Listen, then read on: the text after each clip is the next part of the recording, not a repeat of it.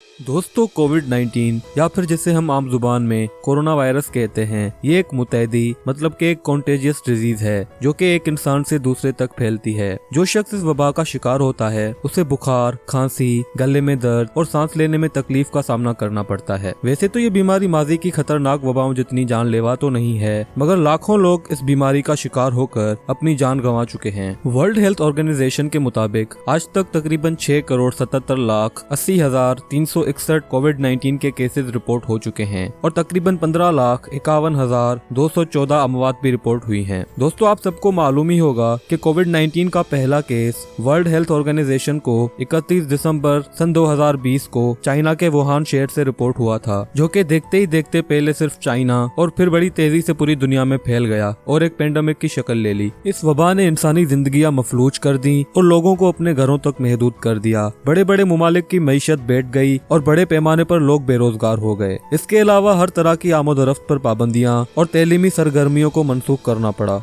दोस्तों, किसी भी वबा या बीमारी का मुस्तकिल इलाज उसकी वैक्सीनेशन की सूरत में ही मुमकिन होता है। इसीलिए आज सारी दुनिया कोविड-19 की वैक्सीन के बनने और उस तक रसाई की मुंतजर है। दोस्तों, दुनिया के बड़े और तरक्की याफ्ता मुमालिक की फार्मा कंपनीज इन्हीं वैक्सीन की मैन्युफैक्चरिंग में लगी हुई है, जबकि कुछ मुमालिक में वैक्सीन अपने क्लिनिकल ट्रायल्स के आखिरी मराहल में भी हैं, जो आने वाले कुछ अरसे में आम आबादी के लिए मुयसर हो सकती हैं। दोस्तों, अनएक्सप्लोर्ड दुनिया की आज की इस वीडियो में हम यही सब जानेंगे कि एक वैक्सीन होती क्या है, ये काम कैसे करती है, इसे किस तरह बनाया जाता है, एक वैक्सीन की अहलियत किन फीचर्स और फैक्टर्स पर डिपेंड करती है, कौन सी वैक्सीन्स मुमकिना तौर पर तैयार हो चुकी हैं और पाकिस्तान किन वैक्सीन्स की खरीदारी के लिए दिलचस्पी रखता है।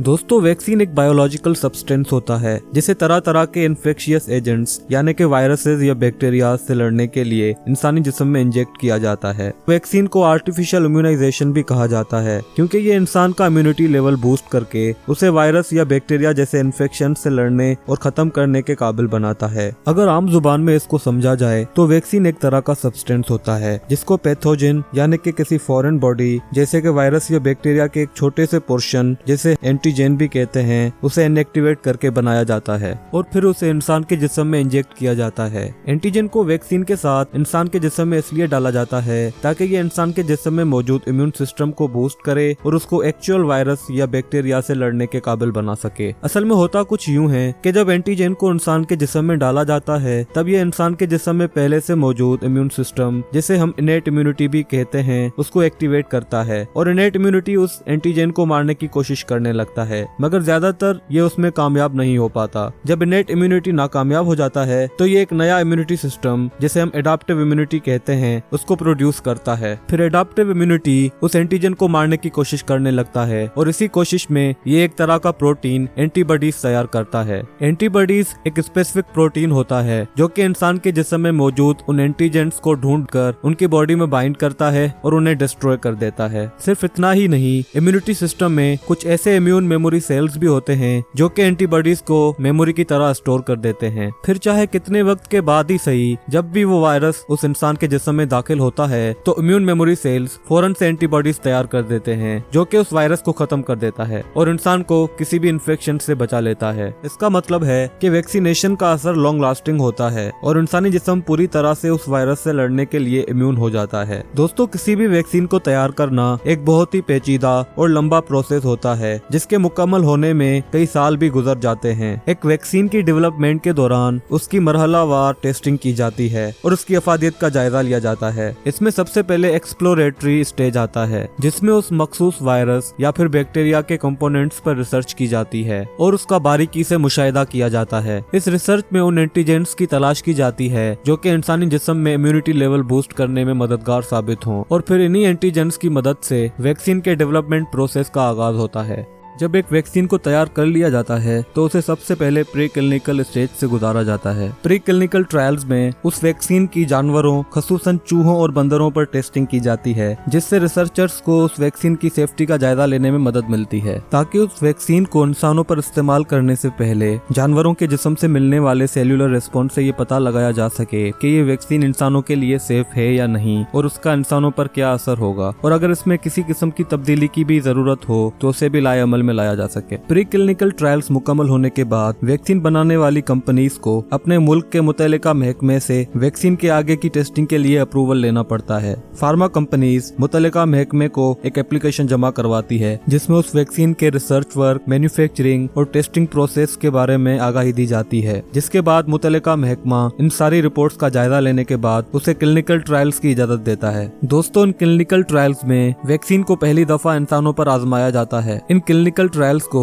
3 हिस्सों में तकसीम किया जाता है, जिसमें फेज 1, फेज 2 और फेज 3 शामिल हैं। फेज 1 में कुछ महदूद वॉलंटियर्स को वैक्सीनेट किया जाता है। इस फेज में वैक्सीनेशन के कई बुनियादी पहलुओं का जायजा लिया जाता है, जिसमें उस वैक्सीन की सेफ्टी, उसकी परफॉर्मेंस और ह्यूमन बॉडी रेस्पॉन्स की स्टडी की जाती है। फेज 1 में वैक्सीन के मुस्बत नताइज मिलने के बाद इसकी फेज 2 में टेस्टिंग की जाती है। फेज 2 में पहले की निस्बत ज्यादा वॉलंटियर्स को वैक्सीनेट किया जाता है। इसकी वजह से ह्यूमन बॉडी में पैदा होने वाले इम्यून रेस्पॉन्स और खास तौर पर इसकी अफादियत का जायजा लिया जाता है। फेज 2 के कामयाब ट्रायल्स के बाद फेज 3 के ट्रायल्स शुरू होते हैं। फेज 3 में हजारों वॉलंटियर्स को वैक्सीनेट किया जाता है। इन वॉलंटियर्स में उस बीमारी में मुब्तला मरीज भी होते हैं। फेज 3 वैक्सीन की टेस्टिंग का सबसे आखिरी मरहला होता है और लंबे अरसे तक चलता है। इसके मुकम्मल होने में 2 से 3 साल भी लग जाते हैं। फेज 3 के ट्रायल्स मुकम्मल होने के बाद जो नताइज सामने आते हैं उसमें वैक्सीन की सेफ्टी, परफॉर्मेंस और एफिशिएंटनेस वाज़ेह हो जाती है कि ये किस हद तक इम्यूनिटी बूस्ट कर सकती है और उस बीमारी को खत्म करने की सलाहियत रखती है या नहीं। फेज 3 के ट्रायल्स के दौरान भी अगर वैक्सीनेशन के नताइज को मुस्बत देखा जाता है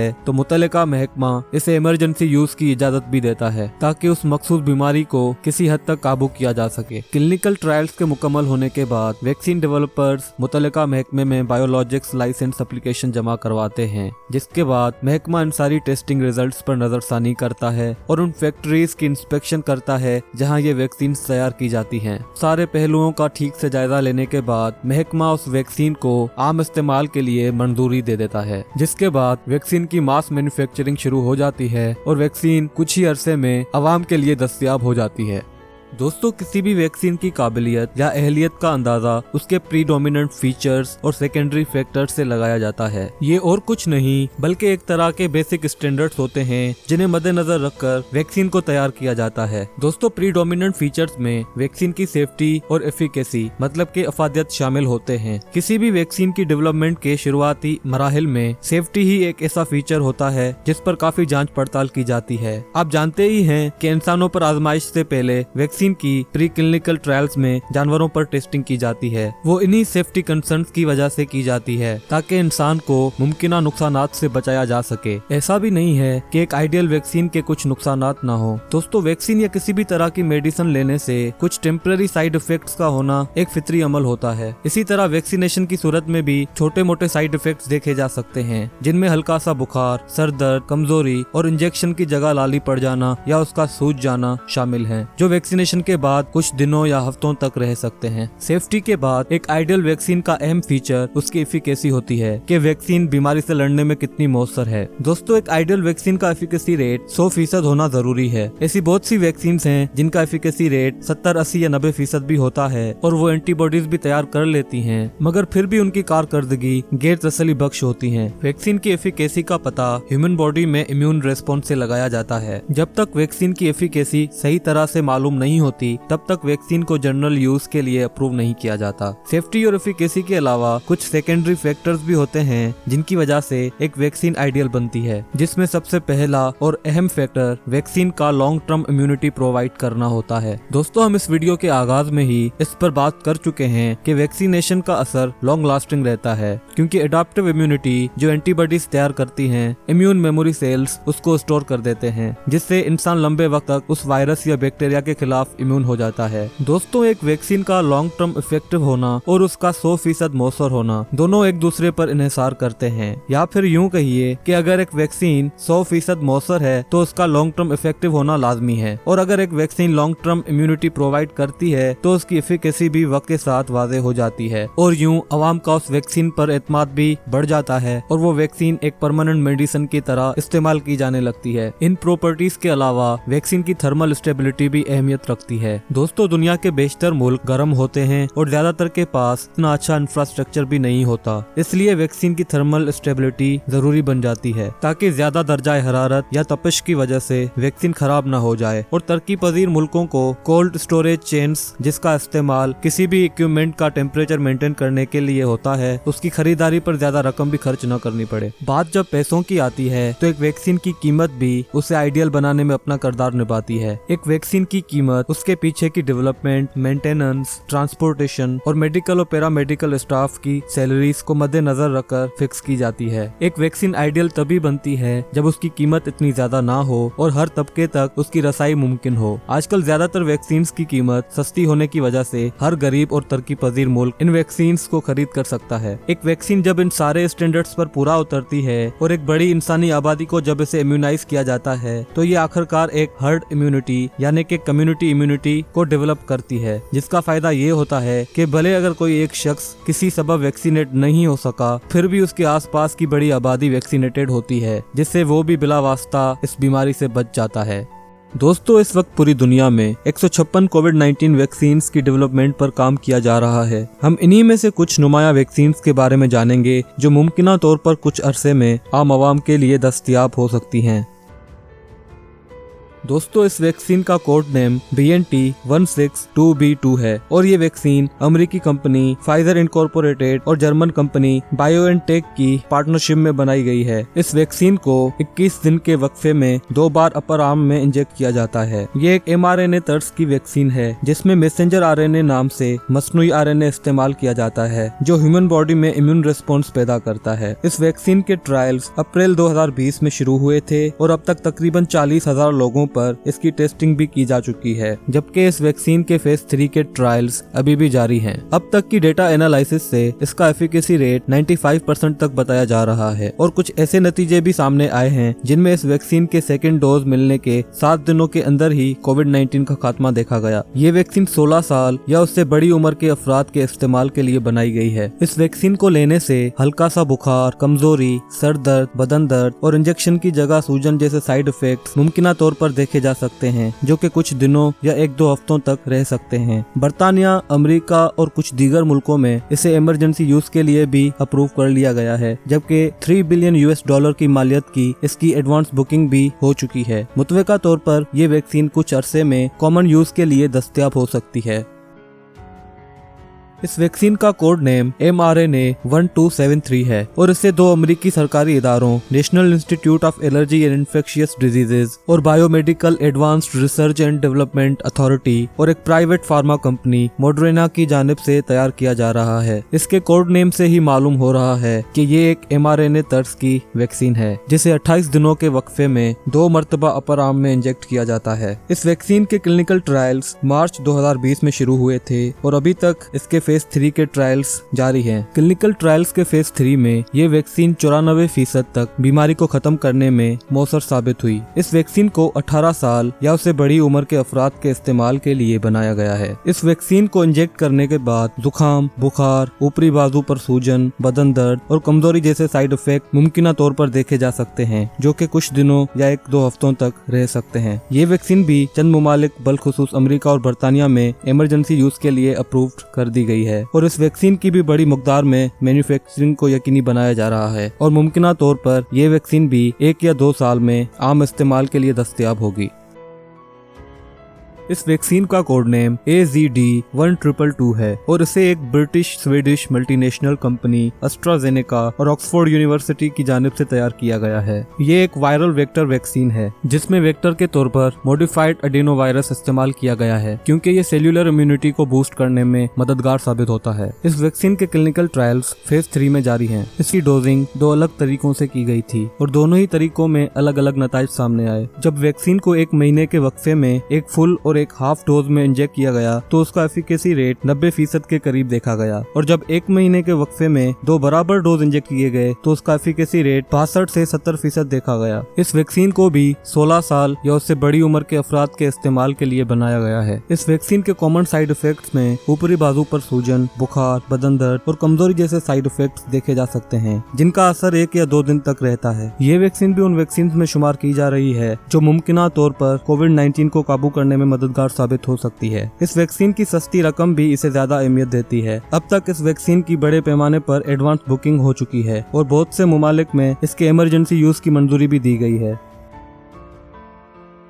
ये चाइना में तैयार होने वाली कोविड-19 की कुछ वैक्सीन में से एक अहम वैक्सीन है, जिसका कोड नेम AD5-nCoV है और उसे चाइनीज बायोलॉजिक्स कंपनी कैनसिनो की जानिब से तैयार किया गया है। ये वैक्सीन भी एस्ट्राजेनेका वैक्सीन की तरह एक वायरल वेक्टर वैक्सीन है। इस वैक्सीन को एक डोज की सूरत में इंजेक्ट किया जाता है। इसके क्लिनिकल ट्रायल्स का आगाज 2020 की शुरुआत में ही हो गया था और इस वक्त इसके फेज 3 के ट्रायल्स जारी हैं। ये वैक्सीन पाकिस्तान, रशिया, मेक्सिको और कुछ दीगर ममालिक में तकरीबन 40,500 वॉलंटियर्स को इंजेक्ट की गई है। इसकी एफिशिएंसी अभी तक वादे तो नहीं की गई है, मगर चाइनीज अथॉरिटीज ने इस वैक्सीन को फौज के इस्तेमाल के लिए अप्रूव कर दिया है। ये वैक्सीन भी 16 साल या उससे बड़ी उम्र रखने वाले अफराद के इस्तेमाल के लिए बनाई गई है और इस बात का भी अंदाजा लगाया जा रहा है कि ये वैक्सीन मुमकिना तौर पर 1 या 2 साल में आम इस्तेमाल के लिए दस्तयाब हो सकती है।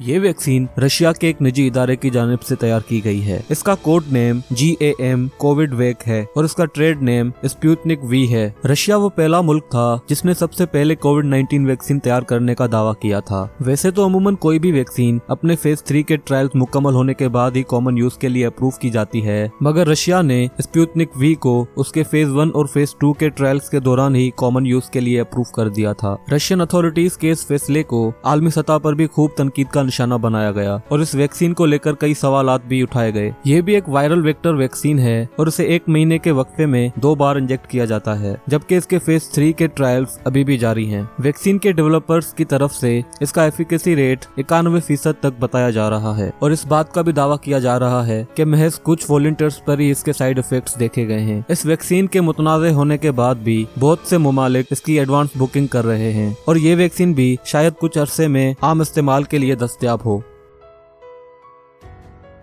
ये वैक्सीन भारत में तैयार होने वाली चंद वैक्सीन में से सरे फहरस्त है। इसका कोड नेम BBV152 है और ट्रेड नेम कोवैक्सीन है। ये एक इनएक्टिवेटेड वायरस वैक्सीन है जिसके मुतालिक हम वीडियो के आगाज में भी जान चुके हैं। इस वैक्सीन को भारत बायोटेक और Indian council of medical research की जानिब से तैयार किया जा रहा है। ये वही 2 इदारे हैं जिन्होंने माजी में भी कई बीमारियों के लिए मौसर और कामयाब वैक्सीन तैयार की हुई है। इस वैक्सीन को 16 साल या उससे बड़ी उम्र के अफराद के इस्तेमाल के लिए बनाया गया है, जिसे 28 दिन के वक्फे में 2 डोज की सूरत में इंजेक्ट किया जाता है। इस वैक्सीन के फेज 1 और फेज 2 के ट्रायल्स जून 2020 में ही मुकम्मल हो गए थे, जबकि अब भी इसके फेज 3 के ट्रायल्स जारी हैं, जिनमें मजमूई तौर पर 23,000 वॉलंटियर्स को वैक्सीनेट किया गया है। अभी तक तो इसके फेज 3 ट्रायल्स के नतीजे सामने नहीं आए हैं, मगर फेज 1 और फेज 2 में इसकी कारकर्दगी मौसर देखी गई और फेज 1 और फेज 2 के नतीजों को देखकर ही इंडियन अथॉरिटीज ने 3 जनवरी 2021 को इसके इमरजेंसी यूज की मंजूरी दी थी। फेज 3 के नतीजे जाने बगैर ही भारत के इस वैक्सीन को इमरजेंसी यूज की मंजूरी देने के फैसले को आलमी सतह पर भी तनकीद का सामना करना पड़ा, मगर फिर भी कोवैक्सीन के मुस्बत नताइज इस बात का अंदेशा दे रहे हैं कि शायद ये वैक्सीन भी 1 या 2 साल में अवाम के लिए दस्तयाब हो। दोस्तों, अगर पाकिस्तान की बात करें तो कुछ ही दिन पहले पाकिस्तान ने एस्ट्राजेनेका वैक्सीन को इमरजेंसी यूज के लिए अप्रूव कर दिया है, जिससे फिलहाल कोरोना के बायस जो हलाकतें हो रही हैं उसमें कमी लाई जा सके। मगर जब बात परमानेंट सोर्स की आती है तो पाकिस्तान इस सूरत में किसी एक वैक्सीन पर इन्हिसार नहीं करना चाहता। पाकिस्तान की पहली तरजीह उस वैक्सीन के लिए अप्रोच करना है जो हाईली एफिशिएंट हो और वैक्सीनेशन के लिए पूरी तरह से सेफ हो। इसके अलावा भी अगर पाकिस्तान को एक ही वैक्सीन पर इन्हिसार करना पड़ा तो उसकी डिस्ट्रीब्यूशन का अमल भी बहुत लंबा पड़ जाएगा। इसीलिए पाकिस्तान 2-3 ममालिक से उनकी तैयार करदा वैक्सीन की खरीदारी के लिए दिलचस्पी दिखा रहा है और पाकिस्तान की तरफ से इन वैक्सीन के हुसूल के लिए हर मुमकिन कोशिश की जा रही है। इन वैक्सीन में एस्ट्राजेनेका, कैनसिनो, फाइजर और रशिया की स्पुतनिक V शामिल हैं, जिनकी एडवांस प्रोक्यूरमेंट के लिए हुकूमत पाकिस्तान ने $250 मिलियन भी एलोकेट कर रखे हैं।